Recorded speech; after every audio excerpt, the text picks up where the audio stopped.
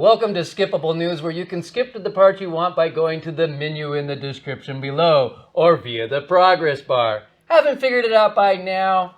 Maybe on a television, watching via satellite or that ancient thing they called cable? Well, what the heck? Get with the program. Get with 2022. Come on. Welcome to Non-Skippable News. I'm Jason Brown. I'm Jimmy T. I'm Bill Snyder. And here are the week's top stories for March 18th.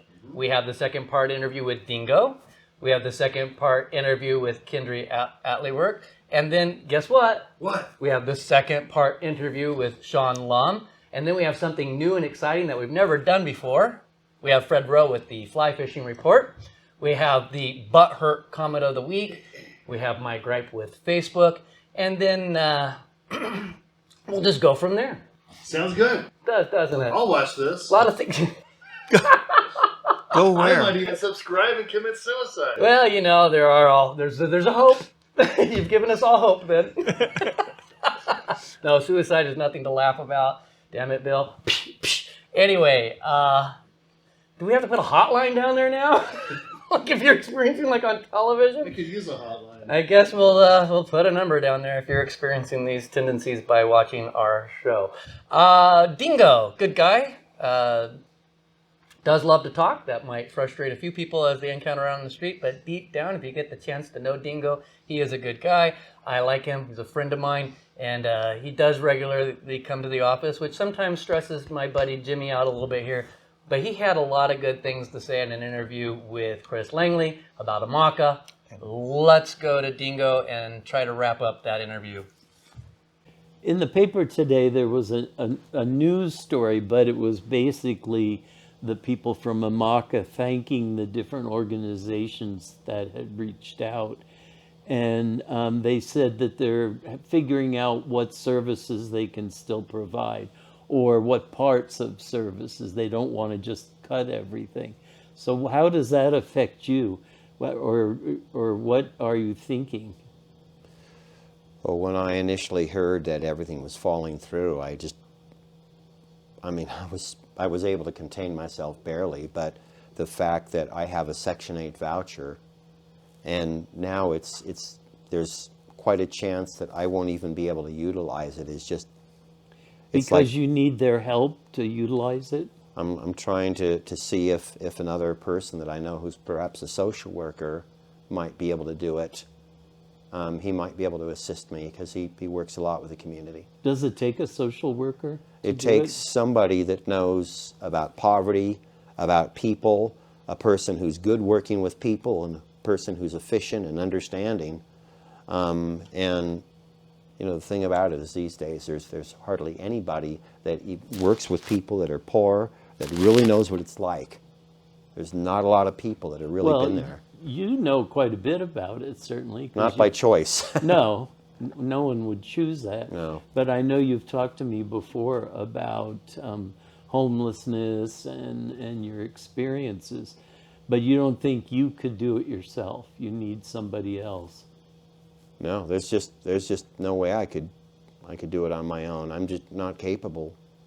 I mean, I do things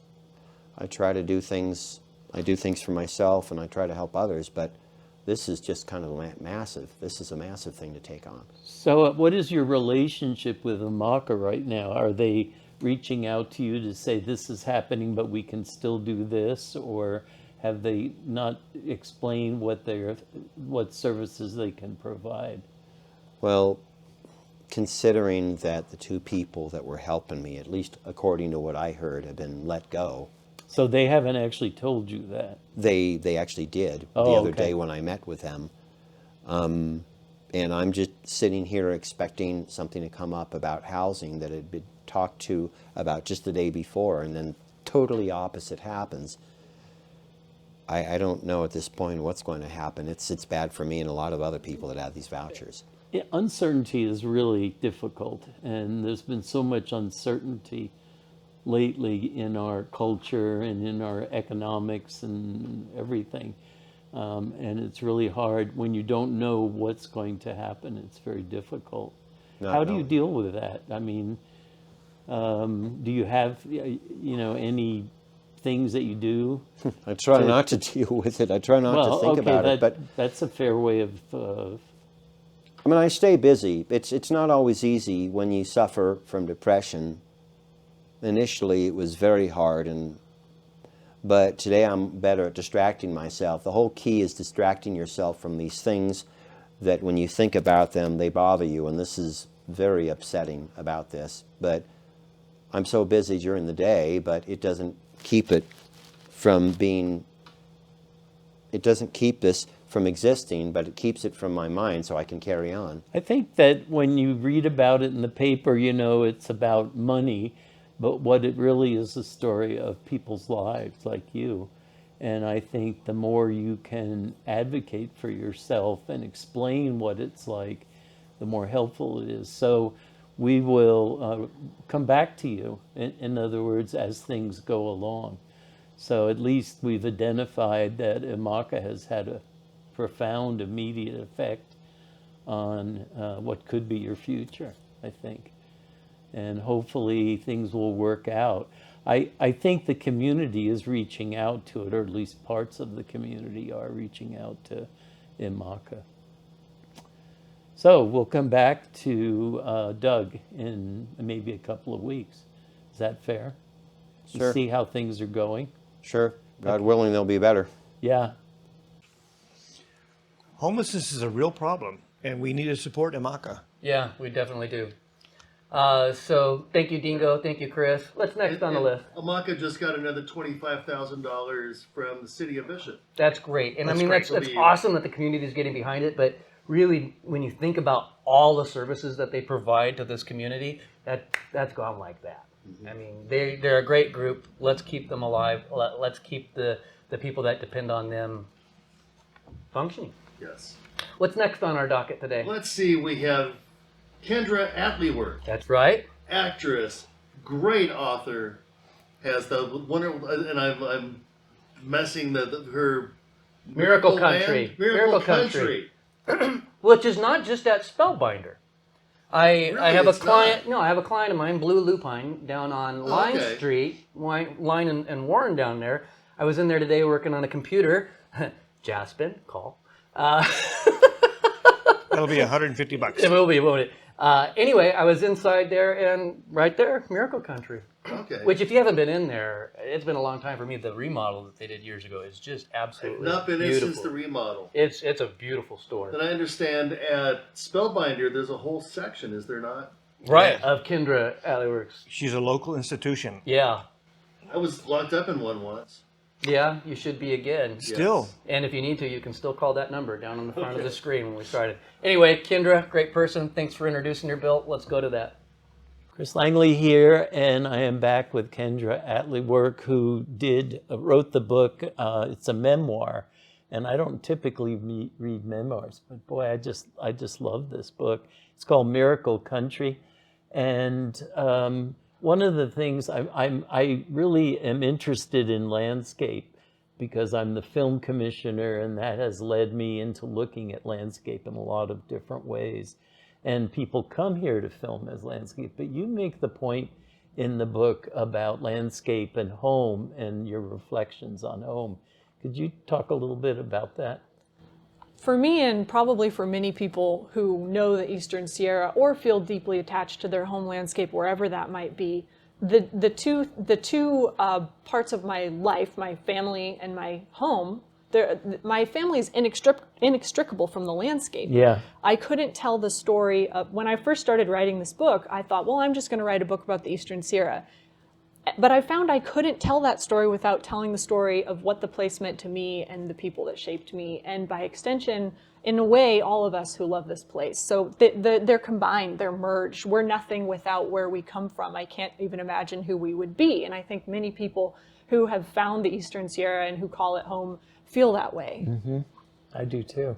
I remember reading a book called The Language of Landscape, and she says that we make the landscape and the landscape makes us who we are. And I have always had that idea that we are formed by the land as well as us, for better or worse, manipulating the land to serve our purposes. but I hadn't quite thought of it consciously as home. So although this is my home, I grew up on the East Coast, and there couldn't be a more different place than here. So I always like bringing my friends out here from years ago.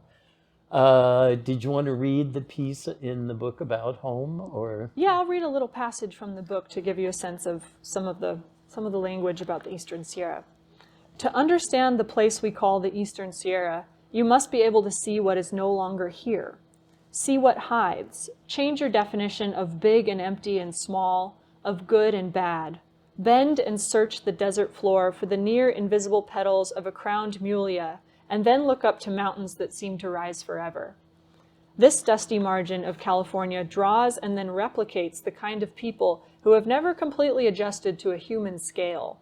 They don't quite fit other places, be it the orbit of their ideas, good and bad, or the size of the sky they require in order to carry out their lives. The author Mary Austin wandered west from Illinois in 1888, fell into the California desert, and remained for a long time. She wrote of the place, "You will find it forsaken of most things, but beauty and madness and death and God." Excellent. Thank you. I think that's perfect. And it also shows the style of writing. It's very deep and philosophical and thoughtful and emotional. So I really like all those combinations. Thank you. Yeah. Well, you know, I'm a big fan of this book.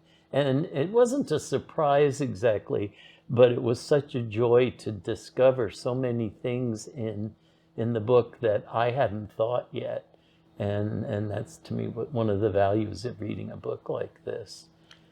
Well, that's great to hear, and I also am so grateful to the support the local community have given this book. It came out during the beginning of the pandemic, so I was very sad to miss out on book tour, but the silver lining was how the community really rallied, and I just feel so supportive, and I'm so happy that people have enjoyed and appreciated this book and that they've let me know.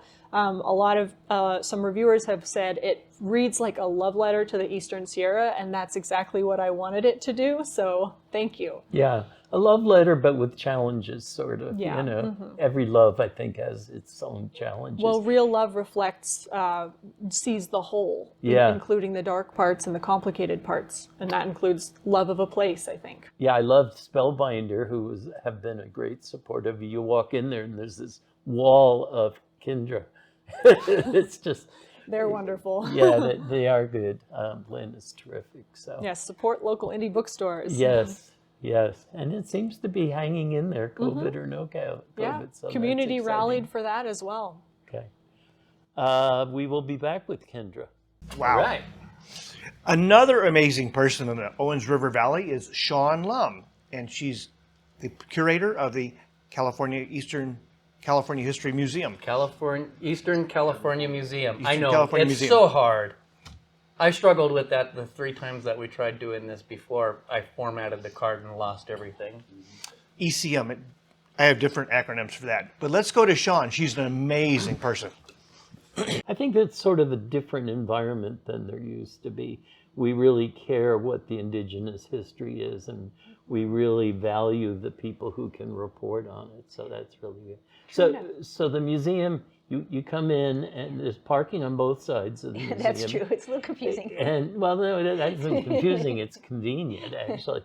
And then there is the main area, I guess, and then the basket is There's a gallery. is a new, reasonably new, funded, I think, by the Friends of The Eastern California Museum. That's right. And then some generous donations. But so there was an extension to the building that was put in the late 80s. And it now houses the basket collection as well as the other cultural resources, the pre-contact cultural resources of the indigenous tribes. And then on the other side of if you walk through the lobby again, then on the other side are the other collections, including things like Manzanar. And remember that the museum was founded in 1928. That predates World War II. So the establishment of Manzanar as an incarceration facility for Japanese Americans during the war, the museum was already there before that even happened. Right. We actually have a beautiful collection of Manzanar objects and stories and photographs, huge amount of photography from that period of time, including some Ansel Adams as well as other well-known photographers. And then we also have collections that go back to natural history. So, in the 1930s and certainly slightly before that, there was a kind of an interest in collecting specimens of things, whether those were botanical specimens, eggs, my rocks, goodness. eggs. We have a huge egg Collection. bird egg collection. So we have some interesting natural history pieces.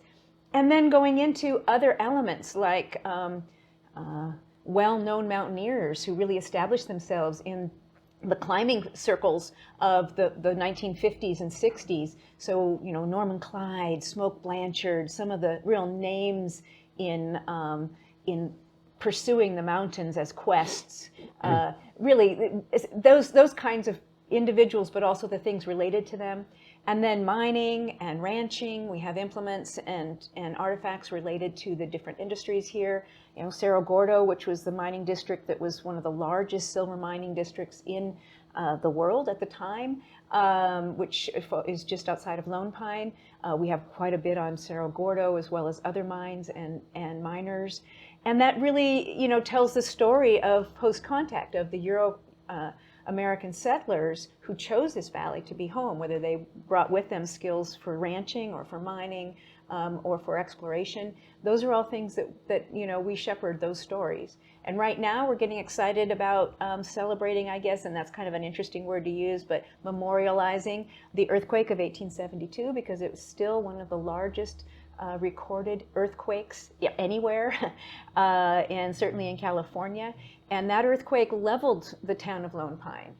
And so on March 26th will be the 150th anniversary of that earthquake. And so the Friends of the Eastern California Museum are planning a big event at the burial site where there will be some speeches and some interesting conversation taken straight from first-person accounts of that experience, which really literally the ground shook and dropped 20 feet.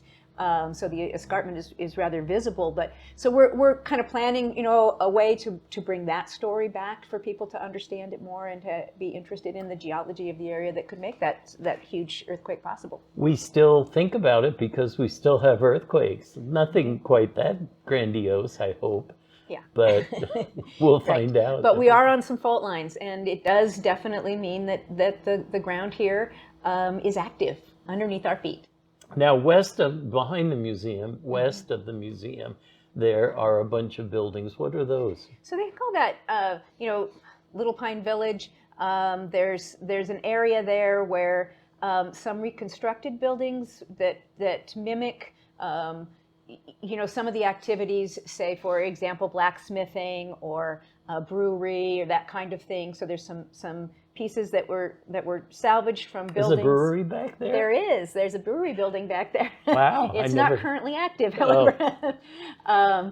And then there's also the new track that the Slim Princess has a car barn, so a place that houses the Slim Princess, the number 18 engine, which is a beautifully restored piece of railroad history, in the car barn. But now there's a track that kind of connects the car barn area with the museum, and that's an active another nonprofit that functions in coordination with the museum that works specifically on the narrow gauge rail, and that's a really wonderful story as well, because a lot of people who live here now may not even remember that there was an active railroad that went up and down the valley, and for both goods and people. That's right, two of them. That's right. They did. That's true. A little one and a big one. That's right. A standard gauge and the narrow gauge, and for lots of things. Some of that transportation was related to mining, but some of it was also for people to get to and from, and for tourism and the development of tourism, just similar to the highway.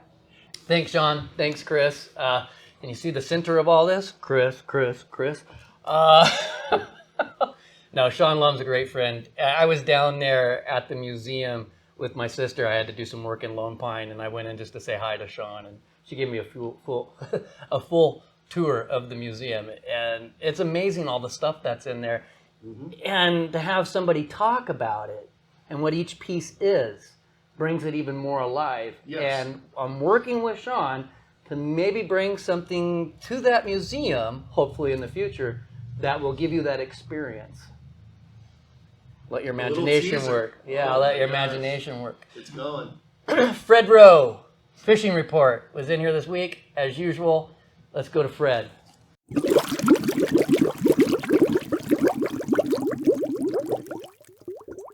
Hello, I'm Fred Rowe from Sierra Bright Dot Fly Fishing Guide Service.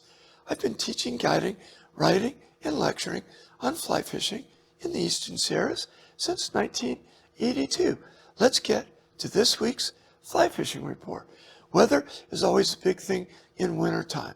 This past week, we've had a lot of wind. Now, we're settling down a little bit, a little storm coming through.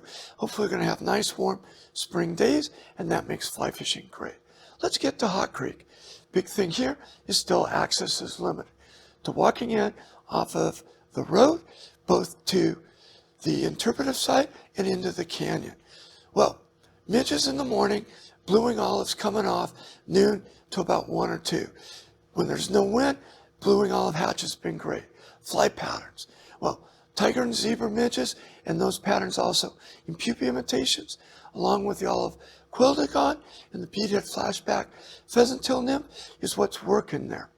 For dry flies, use bluewing olive parachutes, olive sparkleduns, and olive comparadons, upper Owens.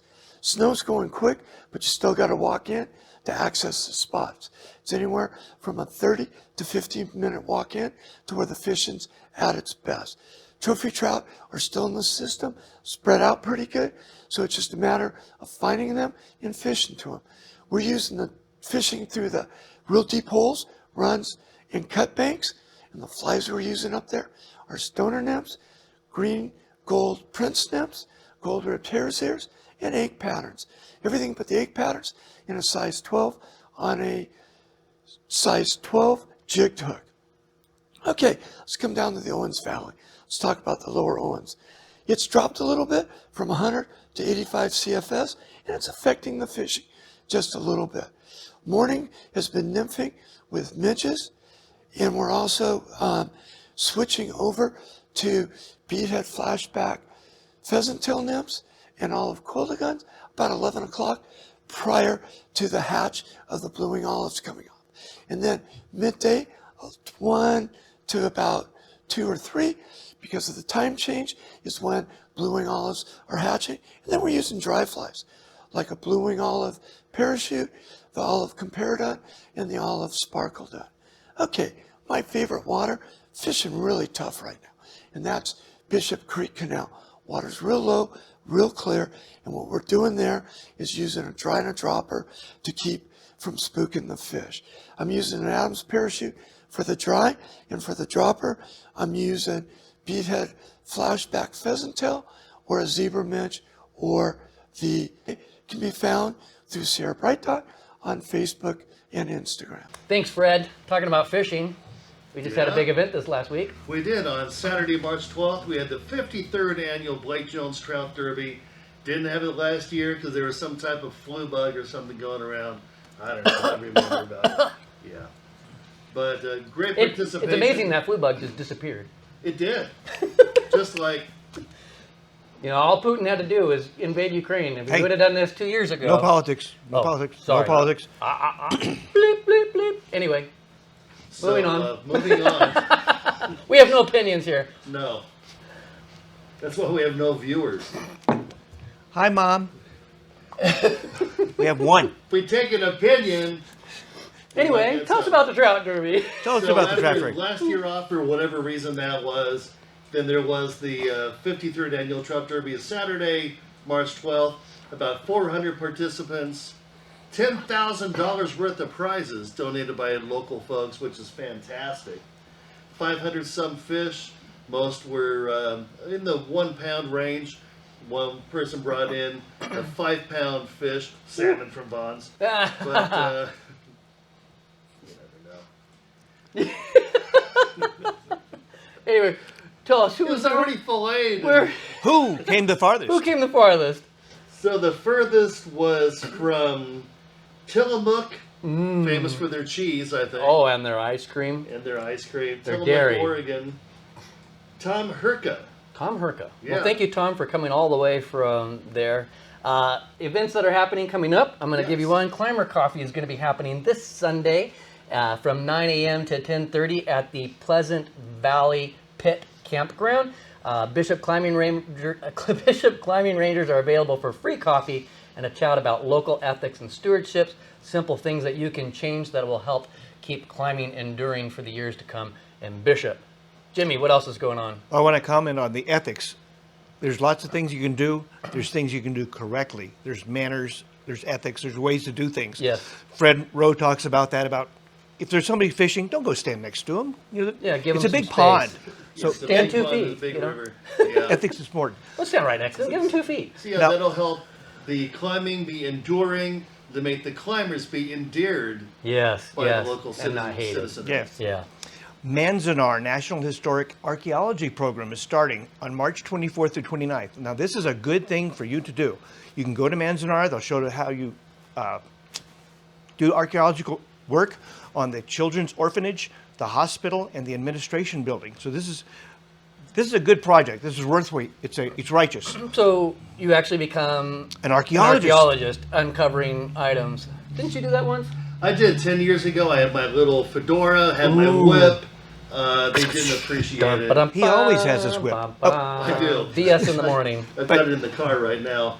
But it's very interesting. We excavated The fish pond, right? a fish pond. It was beautiful. I think we know It the wasn't story beautiful better till than we him. got there, got down, and we found some buttons. We found nails. We found other things that some of them ended up, I think, in a museum. Others kind of stored away just for archival record. But it was really striking to me.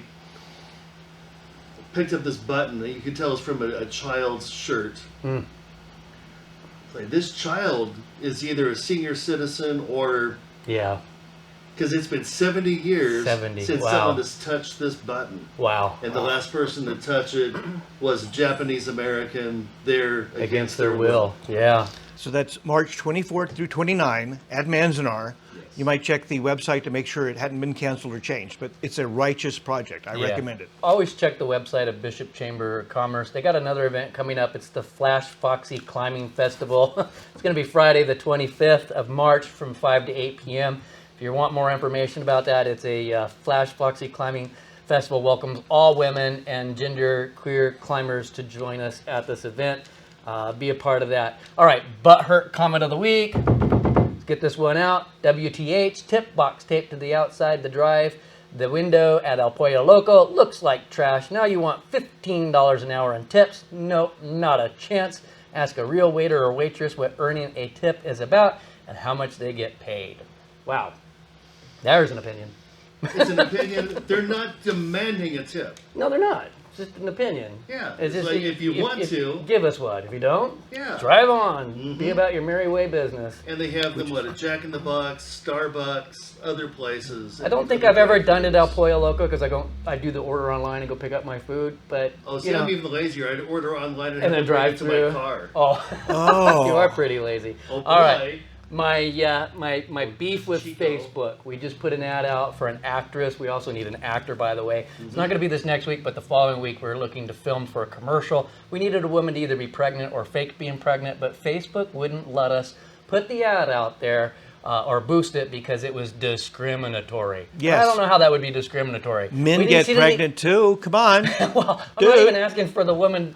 Pregnant would be okay, but we could fake it if you weren't. We just need an actress to play the role. But I guess now, since we didn't include men, Sexist. we were discriminatory. I guess I shouldn't we have got complained. we got 45 seconds. We've got one more thing to discuss. Yes. Kill Bill Volume 3 is coming to you. To clarify really quickly what's going on, we've killed Bill by the alien Butopian gods in one episode. We killed Bill by the weather, and now we're looking for your help. Whenever we reach a 50 subscriber milestone, we kill Bill. And we are 4 away from doing that, so subscribe to the channel right now. Help us kill Bill Volume 3, and then when we reach the next 50, we'll do it again and again and again. Anyway, thanks for watching this episode of Skippable News. We'll see you next week.